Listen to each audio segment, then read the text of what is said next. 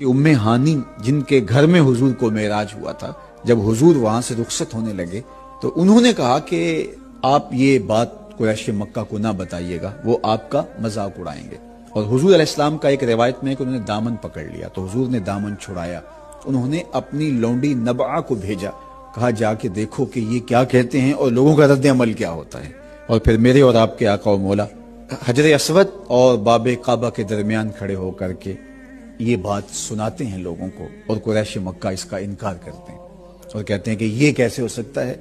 और फिर वो कहते हैं कि अच्छा, हम ये जानते हैं कि आप इससे कबल मस्जिद अक्सा को नहीं देखा और आप मस्जिद अक्सा में जाने की बात करते हैं, तो आप हमें मस्जिद अक्सा के नक्शे के बारे में बता सकते हैं। तो हुजूर अलैहिस्सलाम फरमाते हैं, हाँ पूछो, मैं जब देख के आया हूं तो मैं एक एक चीज बताऊंगा। तो उन्होंने वो चीजें पूछना शुरू कर दी जो आदतन आदमी देखने का मिजाज नहीं रखता।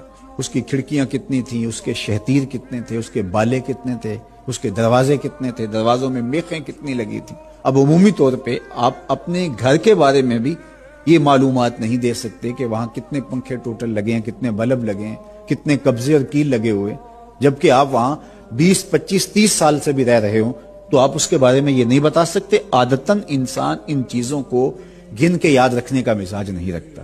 तो उन्होंने मस्जिद अक्सा के बारे में वो सवाल शुरू कर दिए जो आदतन इंसान देखता नहीं, याद नहीं रखता, अज़बर नहीं करता। हुजूर फरमाते हैं कि मैं एक लम्हे के लिए तो परेशान हुआ, लेकिन फिर मेरे रब ने मेरे लिए मस्जिद अक्सा को यूं कर दिया जिस तरह मेरे चचा अबू तालिब का घर होता है, और मैं देखता जाता था और उन्हें बताता चला जाता था।